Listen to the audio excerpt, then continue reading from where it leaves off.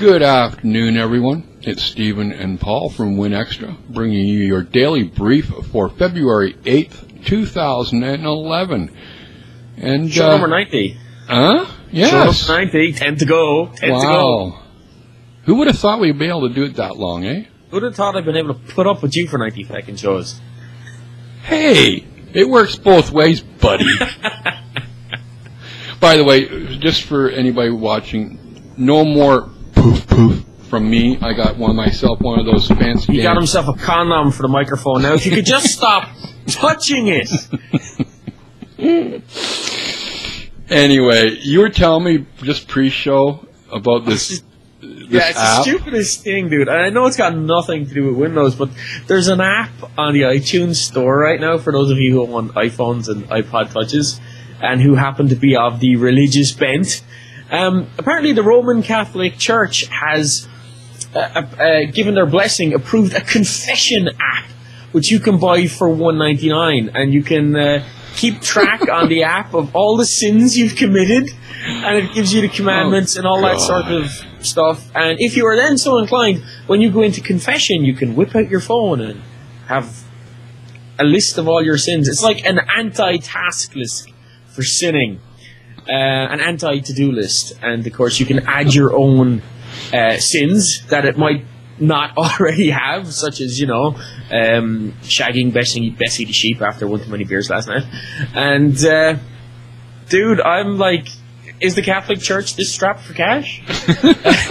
God, that's just too Seriously? Funny. Do you know what it needs? Somebody needs to rip this off and come out with a version that has all the sins and stuff, and you can add your own sins, but it's a task list of sins that you have yet to commit. Oh, God. Anyway, back to the whole reason for our show, being Microsoft News.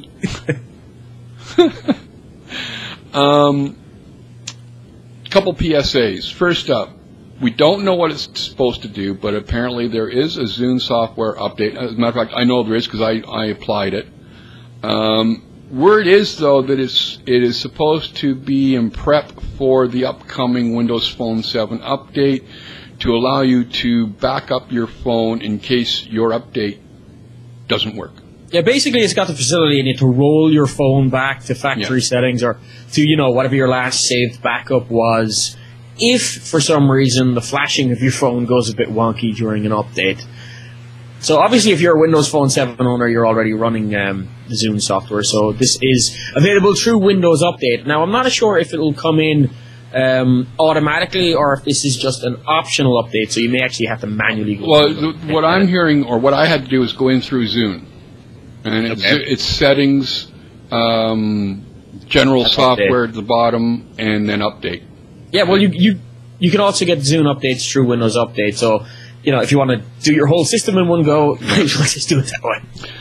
The second PSA is that the Windows Phone Developer Toolset has seen a January 2011 update. Is out and available for download. Now, we'll put a link to the blog post by Joe Wilcox in the show notes, which, basically shows copy and paste in action, how it's going to work, how you as a developer can do it. The post also has details about what we can expect to see in the February release, which is fairly interesting, including some more bug fixes and that kind of stuff. But if you're developing professionally or hobbyist, go ahead and get this download now for building your apps and stuff for Windows Phone 7. And of course, the fact that this is out means that the update is coming too. Yeah, and that is Jeff Wilcox, not Joe. Oh, I said Jeff. No, you didn't. Well, if I said Joe, I apologize to Jeff. Jeff Wilcox and Joe Wilcox are two very different beasts. Yeah. Poor Microsoft. I think I wrote about this myself on the weekend, but apparently they have a consultant who was ripping off Microsoft from their intern program for the tune of $457,000. Yeah, this consultant, apparently she worked for a company called Carthus, where she was a services consultant. And basically all the interns were getting these debit cards. But the debit cards she used, she was actually getting them issued to interns who weren't entitled to them, which is actually how she was doing it. And then apparently after she got a whole bunch of these things issued, she went around and she made about 550 ATM withdrawals to the tune of nearly $475,000.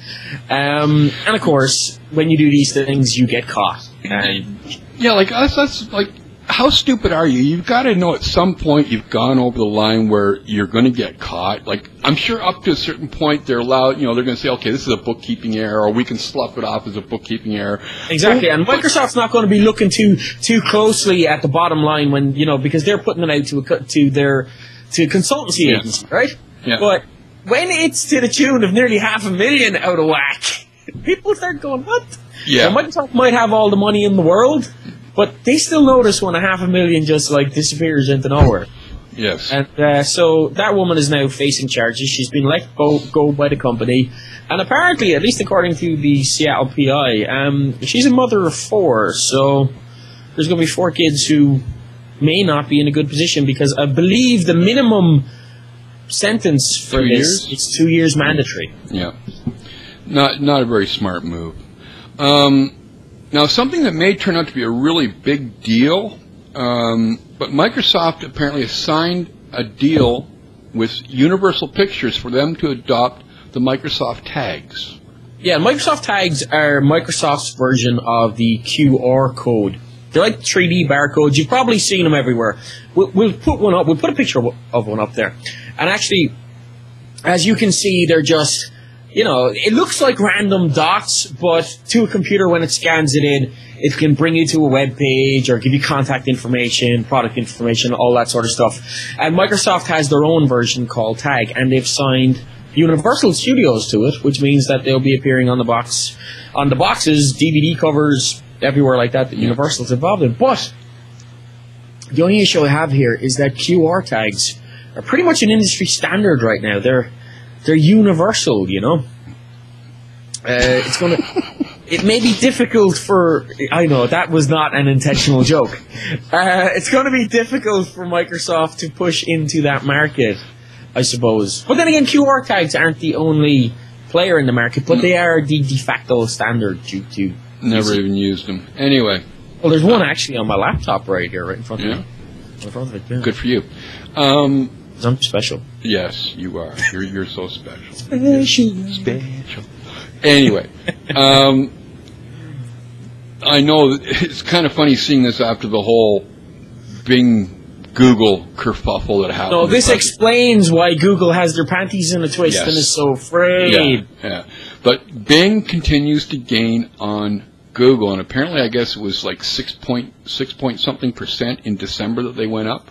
Yeah, now we're talking here about Bing-powered search. Now, first off, Bing on its own, Bing.com, has increased search. But if you take Bing-powered search, that includes Bing and Yahoo, as Bing is powering all of that. And, of course, Yahoo now, that search belongs to Microsoft.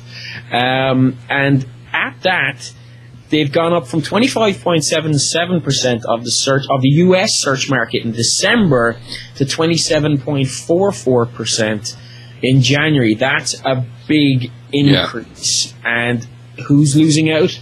Google's losing out for that. Google dropped from 69.67 to 67.95. So, this is another reason why Google's getting worried and coming out with all this, Bing is copying us. One thing you and I have always maintained in all our, writings about Microsoft and talking about them is never count them out. You know what? It will come. Yeah. Microsoft now is, closing in on the 30% search engine share. They're only, less than, they're only 2.5 points off it, right? That's the holy grail. Oh, yeah. You know what I mean? And, it's the same thing with, everybody's saying how the Windows Phone 7 sales or the interest is declining. Again, never count Microsoft out of the game. I was reading an article yesterday. I can't remember what it was or where it was. It'll come to me after the show. But, you know, they were talking about Microsoft. Actually, it was about Mark Zuckerberg and about what it's like to be Mark Zuckerberg, and they were comparing him to Bill Gates back in his early days. And they were saying, you know, Bill never got the internet, which is not true. It just took him a long time to get back to it. But, you know, they said that, you know, Bing and Hotmail are now just jokes. Yeah. And I saw somewhere else then as well yesterday, somebody put up a post about Hotmail, and it was like, you know, Hotmail's few remaining users. And I'm amazed by how ill-informed people are of the actual numbers out there. What is it? 300 or 500 million users? I'm not sure. It's in excess of 350 million. Yeah. Basically, Hotmail is still the numero uno web mail provider, you know? Yeah, the only problem is, I think, you know, going forward, Hotmail.com has kind of got a lot of baggage that goes along with it, which doesn't help it at all. But anyway, in keeping with Bing, I ran across this on the weekend. It's just starting to pop up in other blog posts today. And but apparently, Microsoft has registered the bi.ng domain, which is a Nigerian domain. So they're going to have a short URL service. Nobody knows. This just sort of popped up out of the middle of nowhere. And well, first off, if Microsoft has started paying any attention at all to any of the stuff we say here, which obviously they're not, but if somebody smart was, you know, they'd be buying all these domains anyway. There's a .ng domain. Okay, is there a BI available? Because we should own it. Because we're Bing, right? Yeah. It doesn't necessarily mean they're going to do anything with it. But, you know, Google has their URL shortener. Why shouldn't Bing? I mean, if you think about it from a search engine point of view, having an URL shortener that you can control gives you a lot of data that you can incorporate into your search results, because you can see when things are shortened, what the popularity of clicks is, etc. It gives you a lot more detail than just knowing the URL. If they do go this route, it would be kind of nice if we, you know, as site owners, if we had some access to using it, you know. Well, I mean, Google has had their one for a while, and they've only recently put in the API so that, you know, for example, you could have your WordPress blog talked with for URL shortening or whatever. I would hope that if Bing is going to do this route, or going to go down this route, that they come with that right out of the box. You shouldn't have to wait for it for a while, you know. The other really big news, at least for Microsoft watchers, is the rumor, and it really all is a rumor. We don't know for sure, because this is coming out of Bloomberg, and it's the so-called trusted, you know, sources. It came out of Bloomberg, and basically everybody on the web has been writing about it. So it's basically one of those things that at this point everybody's written about it, so it must be true. Yeah. But apparently there's a senior management reshuffle going on, and the results are going to be announced next month by Bammer. Interesting thing about this shuffle is when Bammer came in, and you know, well, not when he came in, but when he started his reign after Bill Gates laid down power. Yeah. Bammer started bringing in more and more people at the management level that were not coders, were not developers. They were business-oriented people. Yeah. MBAs. Exactly. And this reshuffle is supposed to be doing the opposite. Yeah. Yeah. Yeah. The rumor is that the people that are being moved up and around are engineers with strong coding skills and team skills. Yeah. So. And the only interesting thing I have about this really is because, look, obviously, I think that at a technology company, there has to be geeks at the management level. It's the only way to do it, right? Yeah. But there's a post out of Computer World, and basically what they're saying is that, look, this is all BS. That there may be a management reshuffle going on, but it's not to put like engineers or technicians or coders or whatever into management positions, because he fired Bob Muglia. Well, I wrote about this last night when I first saw it pop up, and I came from the point of view is that if there is going to be a reshuffle, I'm wondering if, given the fact that Microsoft is pushing things like they've taken the risk, with Windows Phone 7, they've taken a risk with things like Kinect. They've already stated that the next version of Windows is going to be their riskiest bet for the company yet. What if this reshuffle coming up is going to be something totally out of the box that nobody's expecting? Like what? I don't know. I honestly don't know. I mean, there's only two types of reshuffle in this respect. There's four types of reshuffle, right? There's reshuffle existing staff. There's get rid of existing staff and bring in new staff.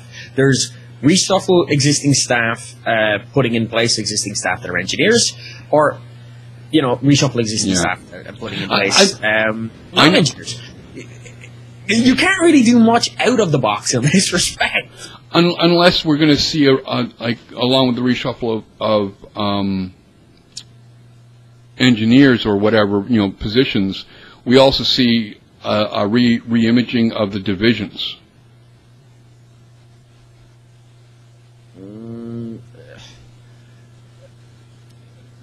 Like I said, it was just a thought. It was just a thought. But anyway, we'll leave you with that. Well, I'll tell you what, folks. Why don't you, Microsoft watchers, let us know your thoughts on it. If you're watching us on YouTube, let us know in the comments below. And don't forget to thumbs up and subscribe while you're at it. If you're watching us on WinExtra.com, feel free to leave us a comment. Or, of course, you can always pick up the phone and leave us a voicemail at 251-281-8730. And that line is open 24 hours a day for you to leave us a voicemail or send us a text message.